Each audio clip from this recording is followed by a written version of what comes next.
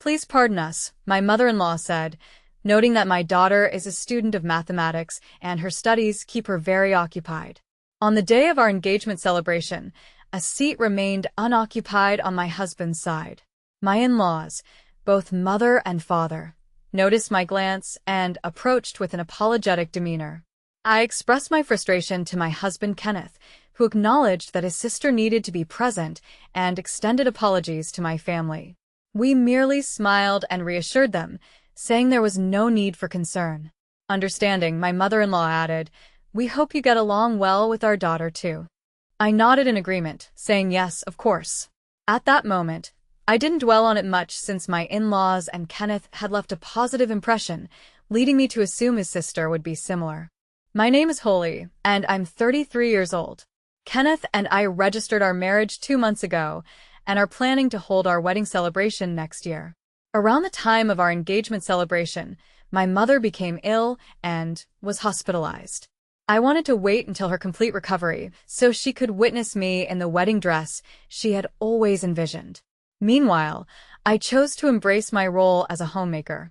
Before marriage, I was a doctor at a hospital, but the job's taxing nature wore me down both mentally and physically, impacting my work and personal life. Although I couldn't immediately leave my patients, I eventually resigned on the advice of others, concluding that perhaps a major hospital wasn't the right environment for me. During a period where I felt inadequate and embarrassed about my career, I met and married Kenneth. Raised in a typical family, he was surprised to discover my past as a doctor, but valued me beyond my career. "I'll work hard to keep you smiling," he'd often say, heading to work diligently every day. Thanks to him, I've dedicated myself to cooking and managing our home, allowing me to live happily now as my health gradually recovers. As I contemplated returning to work with my medical license, one concern persisted: my sister-in-law, whom I had never encountered. According to my in-laws, she's a dedicated math student. Our meeting was initially planned for the engagement celebration, but her studies kept her away. How capable she must be, having passed her exams on the first try. Kenneth and I registered our marriage around that same time, missing our chance to meet her. I hope we'll get to greet each other someday. One day, Kenneth and I ventured into the city, relishing the process of selecting furniture and coordinating our home. As we considered taking a break, a voice called out to Kenneth. He turned toward the sound, and I followed his gaze. A striking young woman was standing there, dressed in a low-cut dress and high-heeled shoes, wearing a potent perfume. "Rachel, what brings you here?" Kenneth asked her. The woman, named Rachel, scrutinized me, making me slightly uncomfortable. "Holi, this is your first time meeting her," Kenneth introduced. "This is my sister, Rachel." "So this is her," I thought, then said, "Pleased to meet you." As I introduced myself politely, "I'm Holi," I was greeting my sister-in-law for the first time. She appeared quite different than I had anticipated, prompting me to remember not to judge based solely on appearances. Meanwhile, Rachel mockingly exclaimed, "Oh, so you're already married?" Wow, Kenneth, despite being handsome and earning a high salary, married someone so plain. That's peculiar. Her unsolicited, blunt comment took me aback during our initial meeting. Indeed, Kenneth, though 4 years my junior, was remarkably good-looking and held a lucrative position at a leading pharmaceutical company. While strangers might find us mismatched, I couldn't fathom her bluntness. Noticing the building tension, Kenneth intervened to defend me, reprimanding Rachel. "Hey, you shouldn't utter such discourteous remarks. Properly greet her, especially when you skipped the engagement party for your convenience." Rachel laughed dismissively, offering little concern. "Well, I had a mixer. It had been a long wait." I was astonished, having believed her absence due to studies. Concerned this might escalate between my husband and his sister, I attempted to mediate. "Anyway, we're meeting today, which is a start, Rachel. I'm looking forward to getting to know you better." Rachel shot me a cold look, inquiring, "What do you do anyway?" "I'm on my way to becoming a doctor, so don't get too cozy with me." Her demeanor was filled with self-importance. I've met many with excessive pride, but she was distinct. I tried pacifying Ken, who seemed on the brink of anger, and responded, I am a housewife at the moment. I used to work, but... Rachel cut me off, scoffing. A housewife? That's comparable to unemployment. Unemployed individuals are society's burden, and now you're my sister-in-law? Seriously. Truly, are you just a parasite living off my brother's earnings? Rachel equated housewives to the jobless, a rather extreme perspective that made my cheeks twitch involuntarily. My attempts to maintain harmony had undeniably backfired. Rachel, stop. Holi isn't who you assume she is, Kenneth stated assertively. It's all right, Kenneth, I reassured, calming him. Despite our short interaction, I believed I understood Rachel's character. She likely passed her exams on the first attempt and kept up with her studies, indicating intelligence, yet her personality left much to be desired. Being a doctor is indeed commendable. It's a challenging journey, so best of luck on your path, I said, offering a sincere smile. Oh, please. I don't need your phony advice. Also, I'm still a student, so skip the wedding present. Thanks, she replied curtly. My husband appeared too worn out to remain angry, indicating her to leave. Just go, as one might shoo away an animal. Rachel protested. I came to say hello, but what a lousy attitude. Whatever, I've got my own stuff to do, before turning away and departing. After Rachel vanished, Kenneth apologized deeply. I'm truly sorry about my sister's behavior. It's shocking how she verbalized such rudeness. She used to be more reasonable. I shook my head. It's okay. I understand. Rachel's attitude was nearly unbearable, but it beats having an argument over me. We were able to exchange pleasantries, and moving forward, I just need to keep my distance. Thank you for standing up for me time and again. You know what? Let's lighten up and go have some coffee. I'm really in the mood for a tasty coffee right now. I grinned as Kenneth nodded, appearing relieved. A few days later, I made a trip to a large hospital nearby, carrying with me a tote bag filled with flowers and a fresh set of clothes.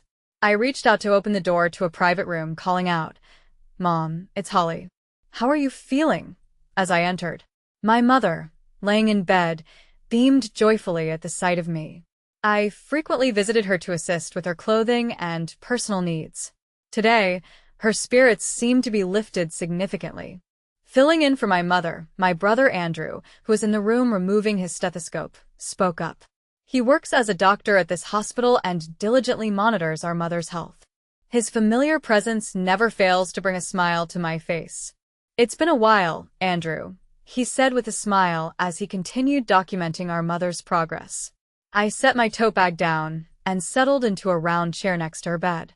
My father had just been here, but he left to attend a conference. Unfortunate timing, as it would have been wonderful to have the whole family together. What a pity, my mother chuckled. This hospital is actually managed by my father. I once worked here as a doctor just like him and Andrew. It feels bizarre being here, a place that serves as both my family home and former workplace. After a pleasant conversation, my mother, feeling the effects of her medication, remarked, I think the medicine is setting in. I'm feeling a bit drowsy, before she began to doze off. After tucking her in, my brother commented that seeing both of us probably comforted her. We exchanged smiles and left the room quietly. In the lobby, my brother and I sat down on a couch.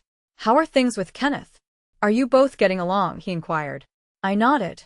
Yes, we're having a lovely time every day. He chuckled and playfully patted my head. Ever since I was young, he has been excessively concerned about me, and that hasn't changed even post-marriage. When you departed the hospital, everyone in our family was apprehensive. Meeting Kenneth was the best thing that happened to you, he continued. I believe Kenneth's presence has aided my recovery. While we chatted, a nurse summoned my brother. I'll be right back. Just wait here for a moment, he instructed. I nodded, watching him as he left to attend to a patient. He's typically busy, second only to our father, the director. It's almost a miracle that we managed to converse at all. I would have been assisting at the hospital, similar to my father and brother, had circumstances been different. Feeling a tad melancholy, I sighed. Just then, a familiar loud voice disrupted my thoughts. What's the unemployed Holi doing here? Glancing up, I saw my sister-in-law Rachel standing there, looking down at me with a smug smile. Her stress on unemployed stung, but I maintained a courteous smile. "Hi, Rachel. I'm here visiting my mom today. You know we're in a hospital, so it's better." I couldn't help but inwardly groan, feeling uneasy during this interaction. Rachel ignored my subtle hint and continued speaking loudly. "Wow, your mom's hospitalized," she exclaimed, oblivious to the setting. "I was here today for clinical training, and from her attire, I had a hunch that was her purpose as well, given that she's a medical student nearby." Seeing her was more than I had hoped for, though her presence seemed slightly off. Despite her previous flamboyant appearance, her makeup was extravagant and her hair was casually tied back, which was disappointing. When I worked as a doctor, I made sure to present myself professionally, keeping my makeup understated to ensure that patients remained comfortable. Didn't anyone advise her on this matter? Around us were several doctors and medical students, many of whom were familiar to me as past colleagues. Murmured discussions among them seemed to indicate the revelation that I am the daughter of the hospital's director. To them, Rachel likely appeared thoughtless, mocking the director's daughter so brazenly and disrupting the hospital's decorum with her loud demeanor. I attempted to move her aside. "Rachel, your voice is too loud," I suggested. Unfortunately, she sighed loudly, interrupting, dismissing the issue. "A woman like you, unemployed yet managing to catch a high-income man like my brother? Must be such a relief for your mom, right? You're making him pay for the hospital bills, huh? Just the trashy family I imagined." She smirked coldly.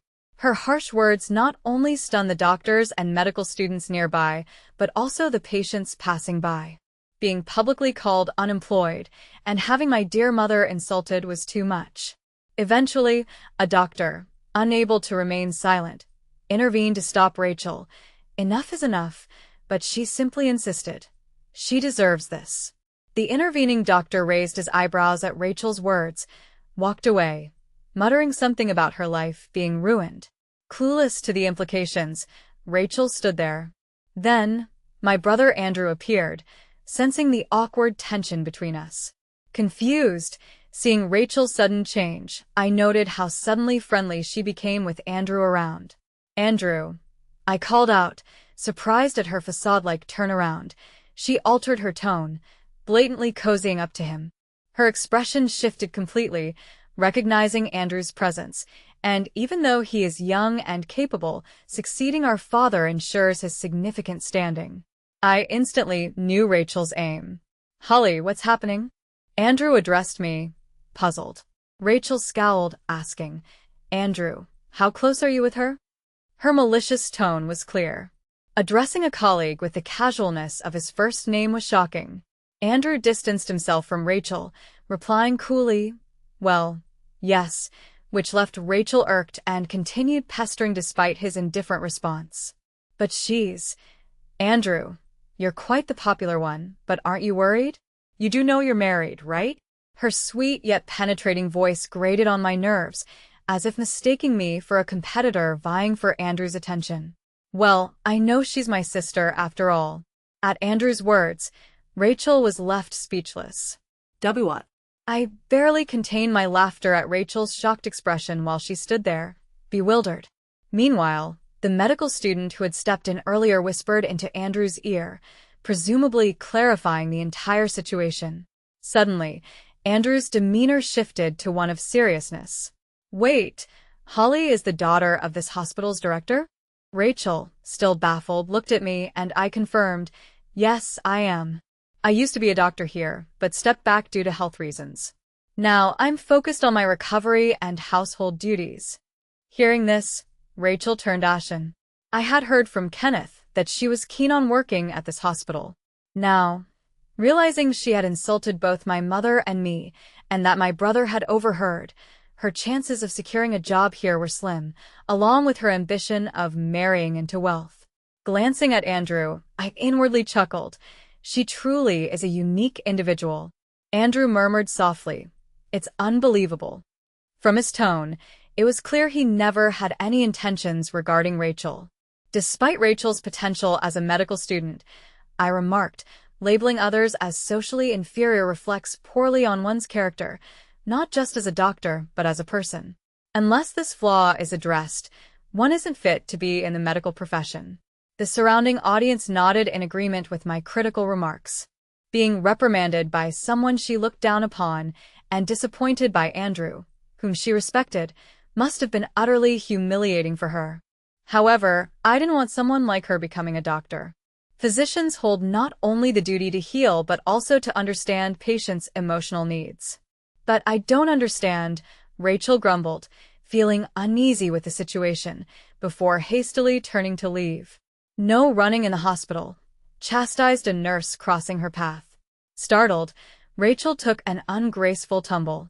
Andrew and I exchanged a look and laughed, accepting the ridiculousness of it all.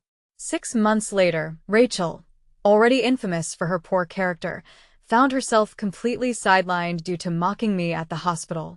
Her ego drove her to excessive drinking, leading to a grave injury and subsequent hospitalization, ironically, under the care of the very doctors she wished to work alongside. Having come to terms with her presumptuousness, as I heard from Ines, she sought to apologize to me, acknowledging her wrongdoing. She decided to take some time away from medical school with plans to begin a fresh post-recovery, although it promised to be a challenging journey. Meanwhile, I've accepted a new position as a medical doctor at a pharmaceutical firm, tasked with researching and developing drugs alongside ensuring the safety of new treatments. Both my father and brother inquired if I would return to the hospital settings, but I found myself eager to explore new avenues. My mother's health improved significantly, allowing for in-home care, and she is eagerly anticipating attending our wedding the coming year.